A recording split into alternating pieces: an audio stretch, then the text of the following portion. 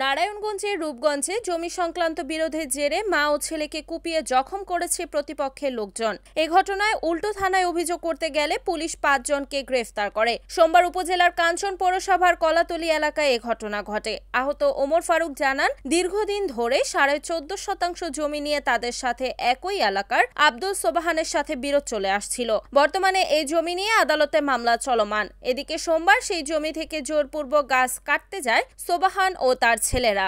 এ সময় ওমর ফারুক বাধা দিতে আসলে উভয়ের মধ্যে কথা কাটাকাটি হয়। এক পর্যায়ে সোবাহান তার ছেলে ফেরদৌস আলামিন, মাজাহার, হাসিবুল সহ ১০ থেকে ১২ জন দেশীয় অস্ত্রশস্ত্র নিয়ে ওমর ফারুক ও তার মা মাহমুদা বেগমকে এলোপাথারি কুপিয়ে গুরুতর জখম করে। এ সময় আশপাশের লোকজন তাদেরকে উদ্ধার করে প্রথমে উপজেলা স্বাস্থ্য কমপ্লেক্সে নিয়ে গেলে তাদের অবস্থার অবনতি হলে কর্তব্যরত চিকিৎসক তাদেরকে ঢাকা মেডিকেল কলেজ হাসপাতালে স্থানান্তর করেন। বর্তমানে তারা হাসপাতালে চিকিৎসাধীন। এ ঘটনায় দুপুরে ওমর ফারুকের ভগ্নিপতি আব্দুল্লাহ আল মামুন বাদী হয়ে ৫ জন নামীয় সহ আরও অজ্ঞাতনামা ১২ জনকে আসামি করে রূপগঞ্জ থানায় অভিযোগ দায়ের করেন। এদিকে বিকালে উল্টো থানায় অভিযোগ করতে গেলে পুলিশ অভিযুক্ত সোবাহান, তার ছেলে ফেরদৌস, আলামিন, মাজাহার ও হাসিবুলকে গ্রেফতার করে। এ ব্যাপারে রূপগঞ্জ থানার ওসি তরিকুল ইসলাম বলেন, জমি সংক্রান্ত বিরোধের জেরে মা ও ছেলেকে কুপিয়ে জখমের ঘটনায় অভিযুক্ত ৫ জনকে গ্রেফতার করা হয়েছে।